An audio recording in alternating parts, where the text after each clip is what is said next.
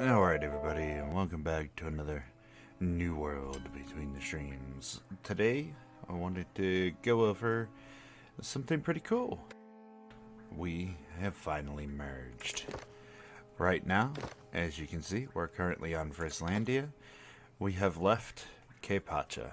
It's just nuts. It's been a long time coming. But I wanted to go over the map situation, go over the company situation, as well as give everybody a brief update as to what my plans are now that the merger has finally gone through. And let's get started. So, initially, when we came here, a lot of this map was purple, except for Brightwood, which started out yellow. And they've managed to hold their territory. Windswear lost their war, and so did Cutlass Keys, now becoming yellow and green, respectively. Looking at the map, you would assume that purple is the strongest on the map, although strength doesn't mean everything. Yellow seems to be really organized. And that's a great thing, like to see the organizational skills of other team members. Now on K-Pacha, before we had left the server, we had, I don't know, purple was probably the dominant faction, with yellow at a very close second, and then green being not so much of a presence. It seems to be fairly balanced. Yellow's definitely got the majority on the server, and I'm sure they're going to be taking areas rather rapidly. Where that leaves me currently is still in the same company. I am currently still with Wolves of Mall Street, and we're doing okay. Right now, with it being the holidays, there's a lot going on to where players aren't online, so we don't really have the strength necessary to start pushing areas ourselves, although I'm pretty sure that's going to change here soon. The PvP scene is nuts. There's been a lot of conflicts. The yellows get into global and start looking for players to go and help them complete specific dungeons, or just run through Merkgard with like a group of 50 players and just grab all the chests and roll out. Nothing wrong with that if that's how they choose to do their thing. A few of the purple groups do the same thing. I haven't seen green doing this yet, although you can run unflagged behind these players to collect chests if that's really all you're interested in. I know a few players that do this. Nothing wrong with that. There are occasions where you can run flagged, and if it's a group of 50, most players won't bother you unless you attack first or pick somebody off while they're laying on the ground, and in which case you probably deserve to get stomped on. You're taking your life in your own hands at that point. I wouldn't suggest trying this on your server. My server might be a special case. For the most part, players are down to just let people stay flagged so they can loot chests and, take the PvP scene to Outpost. Speaking of Outpost, there's actually been a ton of Outposts. There's sometimes even 2 or more outposts running back to back simultaneously even. And it's a nice change. I mean, on my previous server, it took forever to get an outpost queue. And now it seems like you can queue up for outpost, get your gypsum anytime you want it. And that's a good thing. I mean, hopefully everybody's out there getting their gear scores up and working through all the content and getting their dungeon runs in. Now, I'm not sure if this is going on in other servers, but people are actually making keys and then selling slots so that way players can buy their way into dungeons. I don't really think it's cool to ask healers or tanks to do this. as they're vital to having the progression go through. So far, I've opted to not join any of these groups because there are situations where you'll go into these groups and the DPS will be too low, or the healer won't be great, or the tank will just not be able to hold threat. And there's other people that will scam and say, well, I'm a tank, and go in there with a sword and shield but not actually have any threat gems. Like, it's a real hit and miss type situation. There are a few players that I've joined up with that sell runs, and they've been rather decent. But all in all, if you have a fairly active company, you can usually get in with those players rather than having to deal with public groups. But if you are somebody who's forced into the situation where you're dealing with public groups, I wish you all the best of luck, and hopefully you get your gear score increases, because it's very difficult out there if you don't. I myself have finished off all of my gear score increases. I'm currently, except for accessories, I'm getting pretty high up there. It's a long process. Anyway, back to the mergers.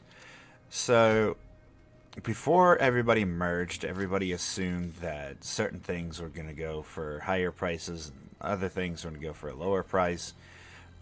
It seems like mods right now on my server are going for ridiculous prices, and basic crafting materials are going for a lot more than they used to. Trophies are bottomed out except for stacked decked and loaded dice. Obviously, those ones, wherever you go, since they're the most vital for getting your gear score up, are one of the ones that are always going to be the top value for anything. The timeless shards seem to be pretty expensive. For certain ones, the light and medium sets seem to be really cheap. The heavy seems to be a lot more valuable. Mage weapons seem to be like up there decently, but it's not too terrible. Accessories, on the other hand, are expensive. Those timeless shards, I don't know. It's not that they're rare, it's just people right now are trying to get their top end best in slot pieces without having to go out and farm, so they're just rolling repeatedly for things. I've actually used a couple of timeless shards myself as a healer. That's kind of the thing I've been rolling on. I actually have a bunch of loot ready to go to make a couple more rolls, hopefully get my legendary. I'm currently at a 597 weapon, which isn't bad, but I would love to get something a little bit better. Speaking of a little bit better, there you go, check that out. Bam. Love it. And then, with the players that came with us from K-Pacha, we've actually been, hanging out a little bit, but it's nice to go into Outpost and see some familiar names and fight against these players, or go and have duels. There's actually been a couple tournaments that they've been holding where you can go and everybody unflags and just queues one after another to fight each other. Right now, they're not allowing healers into the mix, only because, well, fighting healers is pretty crap. The healer takes forever to kill you, and you can't kill the healer. And the main rule is no pots, no foods, no buffs. You just skill on skill, and since healers can keep themselves alive indefinitely without the DPS being able to have those extra bonuses, it's a little rough. So I don't blame them for that. But at any rate, everything seems to be going cool.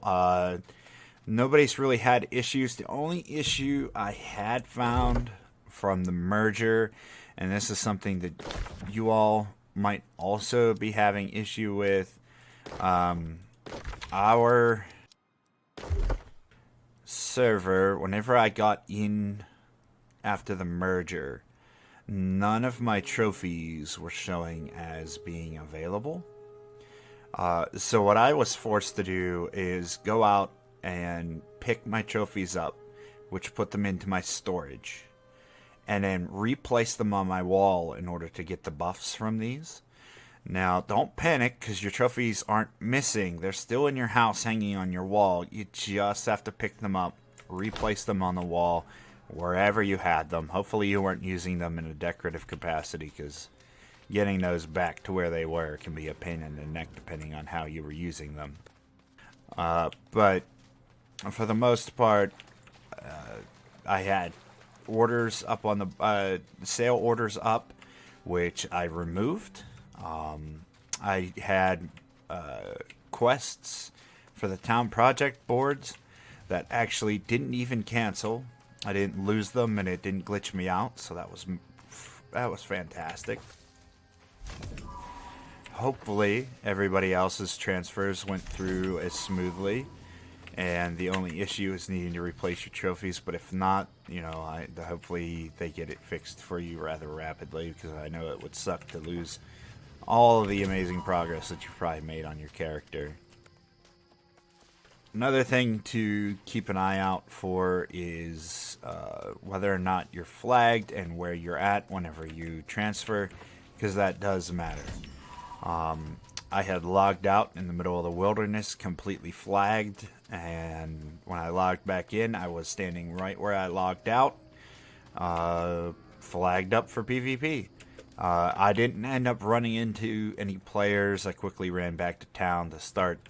I had all my food in Everfall, and on this server, there is no kitchen, so I had to go and move that stuff to a different location. Like Ebonscale is the only one that has a tier 5 kitchen here on this server, which is ridiculous. People are probably making tons of money right now, and hopefully they decide to put that up eventually. But yeah, there's a lot of opportunity to get just completely demolished when you log into the new server for the first time. I would suggest logging out in a city or being unflagged whenever you decide to actually transfer, or before the transfer. Anyway, that's probably going to do it for us here today. Just wanted to go over a brief bit of what's going on. Also, a huge shout out to my buddy Afix over there. Got me an awesome fishing hat today, and I was wanting to go out and do a bit of fishing, so got all my fishing gear on here. Anyway, that's going to do it for us here today. Thank you everybody for stopping out. Make sure you get in on those giveaways. Keep an eye out for more giveaways coming up very, very soon. And like, sub, follow, all that stuff, depending on the platform that you're watching this. And until next time, take care of yourself, take care of your loved ones, stay healthy out there, and I will see you on the next one. Bye, everybody.